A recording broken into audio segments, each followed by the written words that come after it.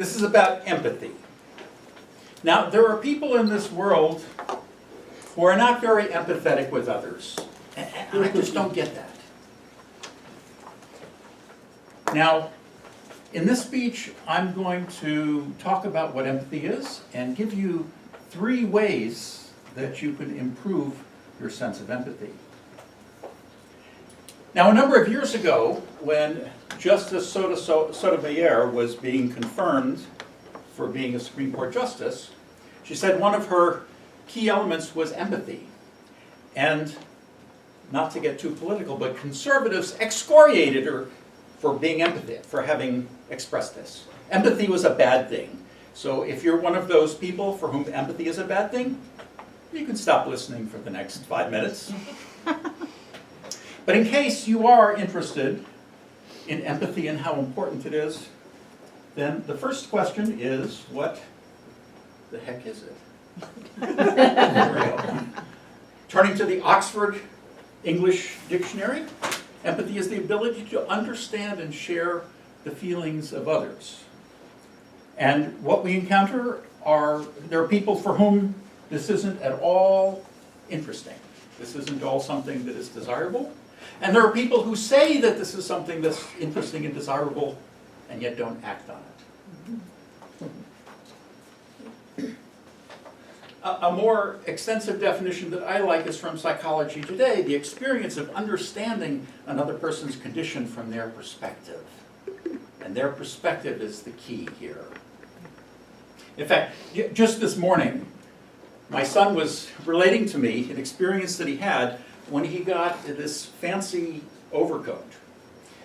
And he said when he's out and about in his normal kind of grungy clothes, he gets treated, a little differentially, not with much buoyancy. But when he wears a fancier coat, all of a sudden people call him sir, and they're all eager to help him. Except that he said one time he was in the supermarket, and there was somebody who was dressed a little bit more down from that, and he said he scowled at him. That's conditional empathy. In other words, if you show empathy towards somebody who you like how they're dressed, or you like how they look, or you like what their gender is, that's not real empathy. So the people who were deferential to him when he was dressed well, but not so when he was not dressed well, that's not empathy. The guy who scowled at him just because he was dressed well, he was not expressing empathy. Not expressing and understanding where that person's coming from. Now, in today's world, especially on this very day, there is a startling lack of empathy, and an astonishing lack of empathy, in my opinion, on the people who are in power, and a corresponding lack of empathy on people who are not in power. As Mohandas Gandhi once put it, be the change that you want to see in the world. So if you want to see more empathy, I suggest you begin with yourself and your relationships with other people, those close to you, those acquaintances, and even the stranger on the street, regardless of how they're dressed or how they look. And I'm going to give you 3 ways in which you can do that. And I have a nice acronym for that. LRV. I wish I could come up with one that had a vowel in it. So I think of this as LERV. Okay. Empathy is a 3-step process. LERV. L is for listen. The first step in understanding where another person is coming from is to listen for them. Many times we aren't really listening when they're speaking. Their mouths are moving and sounds are coming out, but inside we're just kind of tapping our foot, waiting for them to stop talking so we can say what we have to say. That's not listening. So stop, and notice if you rearrange the words of listen, it says silent. So when you want to listen, be silent both with your mouth and in your mind, and focus on what they're saying. even if you disagree with it, especially if you disagree with it. Now, the key to listening also is not just hearing what the words are, but hearing what's underneath those words. So if I come out and my wife says, "Are you going to wear that?" Now, as a guy, I hear those words. "Are you going to wear that?" "Yeah, that's what I'm wearing." Is that the message that's being expressed? Not quite. You all know what the message is. Okay, so which leads to the R, reflect. Reflect allows the other person to know that you've gotten it. And what you ideally reflect is not just on the words, like, are you going to wear that? Yeah. Okay, that's responding to the words. What's the message? So you'd rather see something different. Or there's something about this that troubles you. Okay. Well, yeah, it's lame. Okay. Reflect back what that message is, even and especially if you disagree with it. The key to empathy is that it's easy when we agree with the other person. The challenge comes when we disagree with them. And that leads to the V, which is validate. Now, validate is not the same thing as agreeing. Validate is acknowledging the fact that that person has a right to their thoughts, they have a right to their feelings, they have a right to what their perspective is, just as I do. So empathy actually begins with oneself, but extends to others through the process of listening, reflecting, and validating. And if you practice this, I promise you that all of your relationships will become deeper, they will become more satisfying, they will become more buoyant, if you simply practice the LERV.